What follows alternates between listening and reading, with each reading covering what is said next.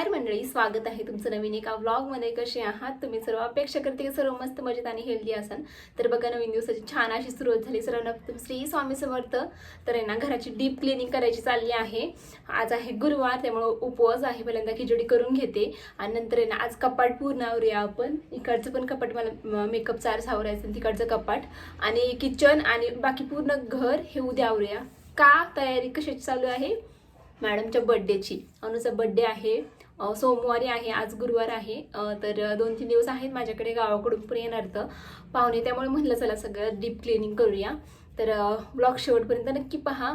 आणि अनुची जन्मतारीख आहे 2/2/2022, म्हणजे आता 4 वर्षाची होईल ती पूर्ण. 2-2 आणि एकदम 2-2-2-2 असं आहे तिच्या जन्मतारखेमध्ये. चला तर मग सुरुवात करूया आपण. आधी पोटोबा आणि नंतर विठोबा, हे खरं आहे की नाही? म्हणजे पहिला मला खूपच भूक लागली होती. मी ना इतर टायमाला म्हणजे प्रत्येक गुरुवारचं असं काही खात नाही खिचडी वगैरे. मला वाटतं की मार्गशीर्ष गुरुवारच्या नंतर पहिल्यांदाच आज खिचडी बनवली होती, म्हणजे 1 महिन्याच्या नंतर खिचडी बनवली. म्हणजे मी खात नाही, कधीतरीच खाते.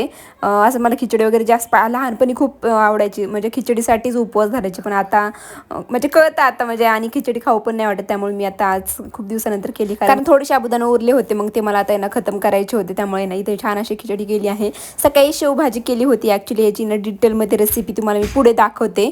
बघू शकता तुम्ही, एकदम छान अशी. म्हणजे माझ्याकडे शेव नव्हती, बेसन पिठाचीच ॲट अ टाईम ती मी तुम्हाला आधी पण एकदा शेअर केली होती. तर ती शेवभाजी छान अशी केली आहे. तर इथे देवपूजा पण छान अशी झाली माझी. आणि अनुला हे पार्सल आहे ना रिसीव झालं. अनुचा बड्डे आला आहे जवळ, त्यामुळे बड्डेसाठी हा ड्रेस मी तिच्यासाठी मागवला आहे. खूपच सुंदर आहे. याच्या मागे ना परीचे पंख वगैरे लावणार, त्यामुळे छान अशी थीम आहे बड्डेची. बघू आता कसं होतंय काय. चला, इन्स्टंट शेवभाजीची रेसिपी मी तुमच्याशी शेअर करते. तर इथे ना कढईमध्ये छान असं तेल टाकलं आहे. कढीपत्ता, जिरी, मोहरी त्यामध्ये टाकायची आणि तुमच्या आवडीनुसार मसाले टाकायचे आहेत. तर इथे मी लाल तिखट आणि अजून 1-2 मसाले आहेत. आता मला त्याचे नाव माहीत नाही, कारण सगळे काढून ठेवलेत, पण त्याचे नाव विसरले. तर सगळे मसाले मी इथे टाकले आहेत. त्याच्यानंतर आपल्याला कांदा, टोमॅटो, लसूण, अद्रक आणि कोथिंबीर वगैरे याची पेस्ट करायची आहे. मी ॲक्च्युली करून ठेवली होती 2 दिवसापूर्वी पनीरची भाजी केली होती, मग त्याची पेस्ट उरली होती फ्रीजमध्ये. मग तीच आता टाकत आहे. त्यामुळे असं छान असं वाटण जसं आपण बेसिक करतो ना, तसंच वाटण आपल्याला करायचं आहे. ते छान असं वाटण आपल्याला त्यामध्ये टाकायचं आहे. सगळं मिक्स करायचं आणि त्यानंतर आपल्याला आहे ना, इथे शेवसाठी ना इन्स्टंट असे बेसन पीठ आपल्याला इथे घ्यायचं आहे. थोडंसं ब्लर आला आहे व्हिडिओ, पण आता ठीक आहे, तुम्ही ॲडजस्ट करा.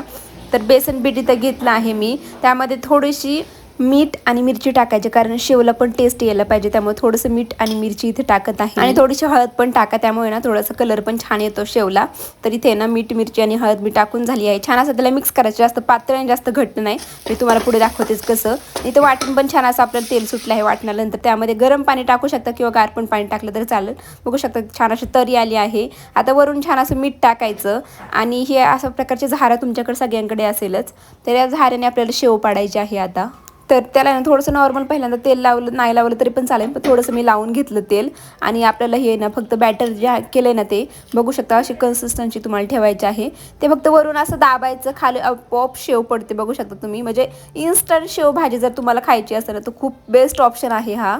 लगेचच होतो आणि खूप इतकी यम्मी लागते ना, तुम्ही नक्की एकदा ट्राय करा, खूप सुंदर लागते. बघू शकता, फक्त असं सिम्पल आपल्याला असं करायचं आहे. लगेच ते शेव खाली पडते आणि खूप सुंदर ती फक्त 10 मिनटं त्याला उकळू द्यायची. नंतर ते छान असं शिजून निघते. अजिबात काही त्याला वेगळं काही करायची गरज नाही आहे. छान अशी कोथिंबीर टाका फक्त वरून. छान अशी शेवभाजी इथे रेडी आहे. आजचं सकाळचं हेच बेत होता. छान अशी शेवभाजी आणि चपाती खूप सुंदर झालती. आणि पाहू शकता तुम्ही, इतकी भारी दिसते, त्यामुळे टेस्टला तर किती सुंदर असणार ना, बघू शकतात. तर इथे ना आता आवरायला लागले आहे. सकाळी शेवभाजी वगैरे केली होती, फक्त रेसिपी तुम्हाला उशिरा दाखवली आहे. तर आहे ना, इकडं म्हणजे हँगर आहे, 2 हँगर आहेत. तर इतकं म्हणजे त्याच हँगरला अगदी हँगरचे कपडे खाली पडतात, तोपर्यंत त्यालाच कपडे अडकवते मी. आणि आता हळदी कुंकू होते, तर त्याच्या इतक्या साड्या आणल्या की फक्त घड्या घालून इथंच ठेवल्या होत्या मी सगळ्या. त्यामुळे सगळ्या रोज वेगळ्या साड्या घातल्या, पण आता ते नीट ठेवायचं जीवावर येत होतं. तर इथालचं पहिलं अनुचा कप्पा आवरून घ्यावा म्हटल्यानंतर मग माझ्या कप्प्याच्या तिथे गेलं ना की मग तिकडचं कप्पा आवरावा. आणि अनुची रिॲक्शन वगैरे ही काही इग्नोर करा थोडीशी. तर अनुचा कप्पा पहिल्यांदा मी आवरायला लागले, पण अनुचे पण इतका म्हणजे आपण आहे ना माहिती असते की आपल्याला आपण नंतर आवरणार आहे, सगळं डीप क्लीन करणार आहेत, पण तोपर्यंत इतका पसारा करतो ना मी. आता 4-5-8 नाही, एका आठवड्यापासून मी असंच करत होते. हां, आता मी आवरणार आहे अनुचा बड्डेच्या आधी, त्यामुळं ठीक आहे. तसंच कोंबू देत होते. पण आता आहे ना फायनली 2-3 दिवसावर अनुचा बड्डे आहे, त्यामुळे आता तर काय आवरावंच लागणार आहे. कारण सगळं आवरल्याच्यानंतर घर एकदम पॉझिटिव्ह फ्रेश वाटतं कोणत्या पण कार्यक्रमाला, कोणत्या पण उत्साहाला. त्यामुळे इथं सगळं आता मी आवरून घेणार आहे. उद्याच्या व्हिडिओमध्ये पूर्ण घर हे डीप क्लीन करणार आहे.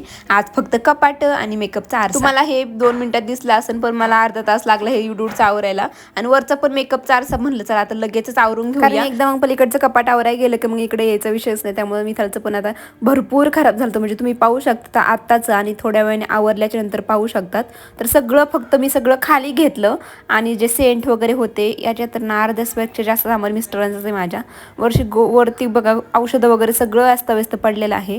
ते आता छान अशा नीटकं मी आवरून ठेवते आणि आठवड्यात परत ते तसंच होणार आहे. मला पूर्ण गॅरंटी आहे. तर पाहत होते कोणतं डेट संपलेलं आहे, डेट संपलेलं नाही. करा आता 2026 पर्यंत जास्त जे प्रोडक्ट असतात तर यातले 2-3 पावडर तर काय डेट संपलेच होते, त्याला मला फेकूनच द्यावं लागलं. बाकी मग तेल वगैरे हे छोटे आणले आहेत, मग ते पण नीट ठेवलं. परफ्यूम अजून काय होतं ते सगळं नीट ठेवलं. तर इथे ना हे मोबाईलचे बॉक्सेस आहेत, मोबाईल आल्याच्या नंतर नवीन जे असतात ना, तर त्यामध्ये मी छोटे माझं साहित्य ठेवते. तर ते पण छान असं आवरून घेतलं, सगळं नीटकं ठेवलं. बघू शकता तुम्ही लास्ट लुक माझ्या कपाटाचा, किती सुंदर दिसते ना, गोंडस माझं कपाट. फक्त 2-3 दिवसात हे पूर्ण प्रॉपर पहिल्यासारखंच होणार आहे, यात काही डाऊट नाही आहे. तर आत्ता पण बघायला छान वाटत आहे. पलीकडच्या साईडला छान असं कंगवा अडकायला मी केलं आहे, घरीच केलं आहे ते. तिथे पण छान असं कंगवे क्लिपा वगैरे जे काय आहे ते सगळं आवरून ठेवलं आहे. आता पण मला डीप क्लीन करायचं आहे, पण आता मी इकडचे फक्त 2 कप्पे करून घेते आता. कारण माझी ज्वेलरी ना कपाटामध्ये होती, मग ती आता मला ठेवून द्यायची आहे. किती दिवस आल्यापासून ती ज्वेलरी तिथेच कपाटामध्ये पडलेली होती. ते जे बॉक्स दिसत आहे ना, तो प्रेग्नेन्सीच्या वेळेस मला भेटला होता, तर त्यामध्येच मी सगळी ज्वेलरी वगैरे ठेवती. तर मग आता त्यामध्ये सगळी ज्वेलरी वगैरे ठेवून देते. आणि इकडचे 2 कप्पे ना भरपूरच खराब झाले. मग सगळं त्यामध्ये साहित्य काढलं. आमचे कपडे एवढे झालेत ना की बेड पण आम्हाला पुराणा, म्हणजे कपाट तर फुल भरले तर पण बेड पण फुल भरलेलं आहे. गोण्या वगैरे काय सांगायचं, इतकं म्हणजे आम्ही येताना एवढा पसारा आणला होता, पण आता इतका पसारा झाला ना आमचा की बेमाप. तर इथलचं पण सगळं मग आवरून घेतलं. कॅमेरा पहिला बंद केला आणि त्यानंतर आवरलं. कॅमेरा सुरू असला की आपल्याला दडपण असतं की हा थोड्या वेळात आपल्याला आवरायचं आहे, कारण बस स्टोरेज वगैरे फुल होतं. तर तिथं बेड पण सगळा क्लीन केला छान असा. इकडं आले आता कपाटाच्या अर्ध्या साड्या तर माझ्या खालीच आहेत, कारण हळदी कुंकाला घातल्या होत्या ना, अर्ध्या आतमध्येच आहेत की घातल्याच नाहीत. तर मग आता त्या पण छान अशा घड्या घालून वगैरे ठेवते. त्याच्या एक खालचे पण ड्रेस वगैरे काय रोज अनुला स्कूलला सोडायला जावं लागतं, त्यामुळे रोज वेगवेगळे ड्रेस, त्यामुळे ते ड्रेस पण खराब होतात. थोडं वरचं खालचं ठीक होतं, पण वरचं म्हणलं आता चला क्लीन करूया छान प्रकारे.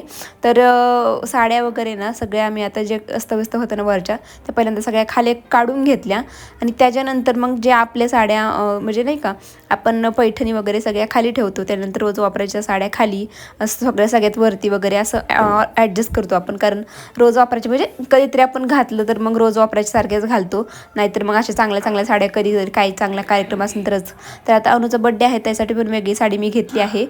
2 दिवसानंतर येईन शॉपिंगचा हॉल, त्यामध्ये अनुचा ड्रेस आणि माझी साडी पण सगळं दाखवणार आहे. त्यासाठी स्टेट येऊन 2 दिवसांनी येईन तो ब्लॉग. तुम्हाला जर नक्की काही आवडलं तर नक्की घ्या, मी त्याच्या डिस्क्रिप्शनमध्ये सगळ्या लिंक पण देऊन देईन. तर इथे ना सगळ्या साड्यांच्या छान अशा म्हणजे घड्या घातलेल्याच होत्या ऑलरेडी, फक्त त्यांनी ठेवायचे म्हणजे एका एक फक्त ठेवल्या. आणि ते वरचं सारखं पडत होतं. मला ॲक्च्युली हँगर घ्यायचे आहे, तुम्हाला मी काल पण सांगितलं, पण आता हँगर घेतलं तर मी लाकडीच घेणार आहे, कारण स्टीलचे गंज वगैरे चढले की परत आपण एकतर महिन्यामध्ये 2-2 महिने गावाकडे राहणार आणि नंतर मग इकडे बंद असल्याच्यानंतर गंज वगैरे चढतो. त्यामुळे मी ना लाकडीच हँगर प्रेफर करेल. तुम्हाला पण लाकडीच हँगर घ्या, मी पण लाकडीच हँगर घेणार आहे. पण लाकडी हँगर थोडं कॉस्टली जातं, त्यामुळे एवढं बजेट नाही माझं आता. नक्की घेणार थोडंसं दिवस गेलेत की. तर इथे ना खाली सगळे ड्रेस जीन्स वगैरे काय असेल ते सगळं खाली ठेवते. आणि वरचा कप्पा सगळ्या साड्यांचा आणि रोज वापरायच्या कपड्यांचा छान असं ऑर्गनाईज केला आहे. सगळ्यात खालचा कप्पा हा भैयाचा आहे, वह्या पुस्तकं थोडीशी आहेत त्याची तिथे, आणि मग बाकीचे त्याचे कपडे वगैरे. आणि इकडचा माझ्या मिस्टरांचा कप्पा आहे, तर वरचा मधला माझाच आहे आणि सगळ्यात खालचा अनुचा कप्पा आहे. म्हणजे बघू शकता माझा इकडच्या ह्याच्यात पण कप्पा आहे, अनुचे पण आहे थोडेसे बरं का त्याच्यामध्ये. आणि बेडरूममध्ये तर बेडमध्ये पण आमच्या म्हणजे कपडे आहेत, बॉक्समध्ये वगैरे सगळे ठेवले आहेत. माझ्या मिस्टरांना तर म्हणजे आवरायचं काहीच नाही, त्यांना त्याचं काहीच नाही आहे. मी आवरते तर ते पण नीट नाही ठेवत. आता थोड्या दिवसांनी बघा हा जसा आहे तसा कप्पा त्यांचा होईल, म्हणजे लहान बाळासारखं. सगळ्यांच्या घरी तीच परिस्थिती आहे सोडा. तर इथे ना हँगरला त्यांची पॅन्ट वगैरे सगळे मी असे अडकून ठेवते वरती, कारण खाली मग जागा छान म्हणजे जास्त पुरती. तर त्यांचे शर्ट वगैरे तर 50-60 शर्ट असतात, म्हणजे इतके शर्ट आणि घेतच चालतात राखतात मला, लागतात मला तर घेतच चालतात. टी शर्ट वगैरे सगळं मध्ये ठेवले, इकडे साईडला सगळे शर्ट ठेवले आणि पलीकडे रुमाल टी शर्ट एक्स्ट्राचे ते सगळं ठेवलं आहे. तर हा शर्ट तर त्यांचा किती दिवसाचा आहे, पण अजून पण त्याला फेकून पण द्यायचं नाही त्यांना आणि त्याला वापरायचं पण नाही. अजून एकदा पण इथं आल्यापासून एकदा पण नाही घातलेला. तिकडं तरी घालत होते गावाला, पण इथे तर एकदा पण नाही घातलं. पण तरी पण त्यांना ठेवायचंच आहे. म्हणलं मी फेकून देते त्याला किंवा पायपुसणे वगैरे करते, पण नाही, अजिबात नाही. तर बघू शकतात कॅमेरा बंद केला ना, असं छान असं कपाट मी आवरून घेतलं. बांगड्या वगैरे पण तिथालचं सगळं आवरलं. पलीकडचं थोडंसं राहिलं आहे, इकडचं सगळं आवरून घेतलं. तर आता आहे ना कपाट दोन्ही पण आवरले, मेकअपचा आरसा पण आवरला, पण बाकीचा पसारा हा रेग्युलरचा पसारा तर आवरलाच नाही आहे. त्यामुळे ना इथे पहिल्यांदा बेडरूममध्ये आले.